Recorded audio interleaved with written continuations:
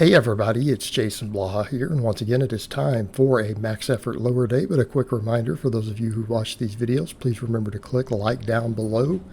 It would be greatly appreciated. Let's get over to the training.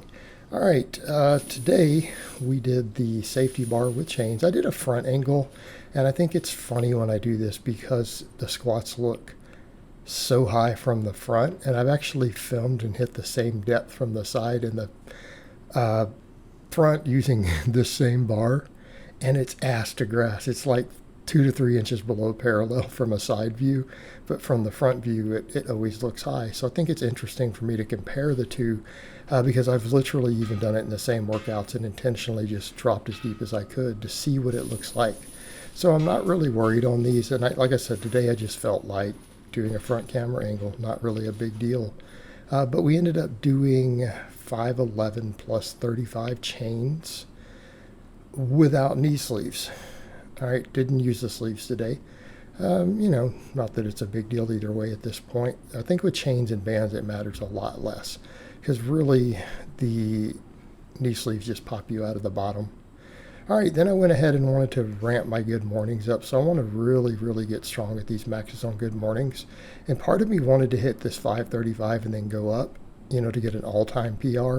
But this felt heavy. I walked it out, did it, walked down. I'm like, I don't know if I should go for another heavier lift today. I only recently got back past 500 on this lift. Let's not push it. I've set the goal of 600. We've set a goal of 600. We probably will not reach that before Worlds. Early next year, though, I think I'll get there. All right, so we're going to try to get to 600 on a good morning. And then after that, I did 2 sets of 5 with 405 on the same lift and then just posterior chain work. I felt like not doing any quad or back work today outside of the normal stuff. I just was really sleepy and fatigued today.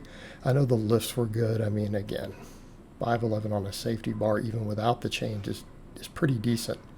Even if that was just straight weight by itself, I'm decently happy with that. Pretty happy with the good morning because that's the heaviest good morning I've hit in well over a year. I'm probably close to 2 years, probably about 2 years. So I feel like it's not going to take me long to get an all-time PR on it. So I'm actually pretty happy with the strength today. So I just worked posterior chain, and part of me wants to get this vlog done, get my shopping done, and go back to bed. I am so sleepy.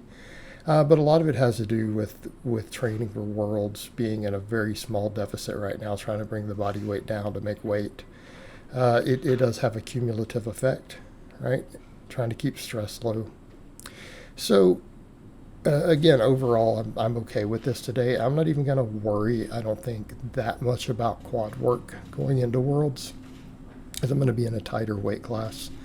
I'll really start hammering quads more. I think a lot more after Worlds to get the squat up to 600, right? I want a no wrap 600 squat. But I'm going to go up a class, I think. I think I'm going to go ahead and do the 220. So, that being said, I'll probably need to do more belt squats and stuff like that then. And like I said, I'll do a few every now and then on the way up here just to keep from losing any quad size. But I think at this point, my quads don't need to really get any bigger for this coming meet. I need to keep focusing on posterior chain, focusing on the grip.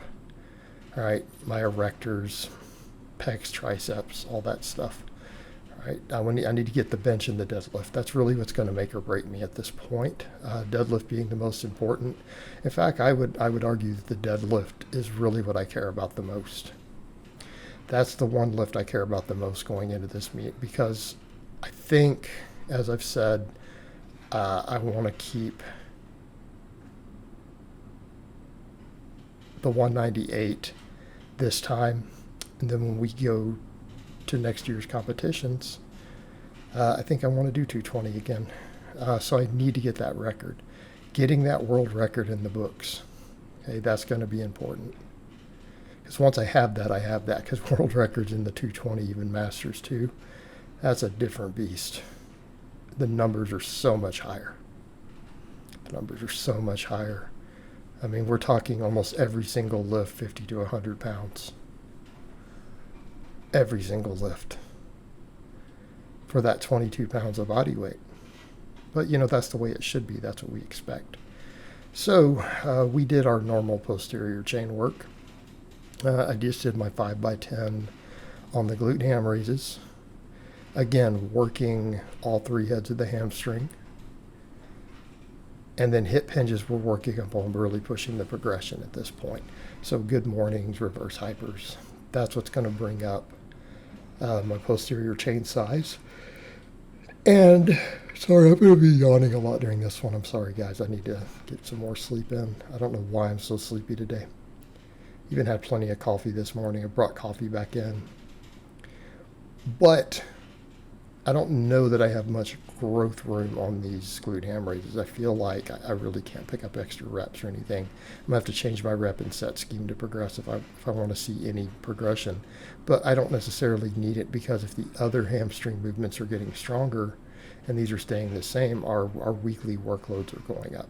Our individual progression per session is still going up also. So I'm not that worried, because we got PRs on the reverse hypers. This is the heaviest weight I've ever put on a reverse hyper.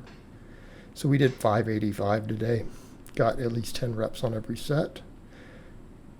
And again, this builds my deadlift. And I honestly feel this even helps my grip.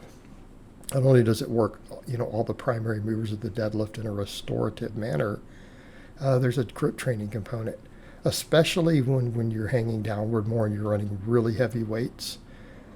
If you don't hold on tight, your grip is going to slip even on those handles. Like, it becomes even a grip exercise, which again matters. So we not only build all the primary movers of the deadlift, it still trains grip. It still puts traction on the spine, helps with recovery. And I think that's kind of the other key to the good mornings. One of the things that I find with the good mornings is recovering from them when I'm pushing them hard. The reverse hyper is king. There's definitely a synergy between these two movements. And both of them will carry over to the deadlift. They'll both carry over to the squat. They'll both carry over to the squat as well. In fact, as I've said before, good mornings, reverse hypers, all that, particularly the good morning, will build your squat. You might need a little extra quad work on top of that. But we get that from the speed squats. And then when I do push the belt squats harder, we definitely get that. When I sled drag, we get that. So again, there's a lot of ways to look at these things of saying, hey, how am I going to build the musculature for a lift? And as long as we're doing max effort work, you know, while maximizing hypertrophy, these lifts are going to go up. And keeping in mind, the squat is so heavily tied to total body, lean body mass. It really is. So just getting thicker everywhere tends to bring your squats up, you know, with a dominance towards the lower body. But, you know, happy with the fact that we were able to go a little heavier on these, because I do feel that there's direct deadlift carryover. Right? There's direct deadlift carryover on the reverse hyper. I find it personally for me. I feel that it's one of the secrets to building my deadlift. All right, guys, but that's really all I have to say on that today. I hope it's been informative, and I'll talk to you guys next time.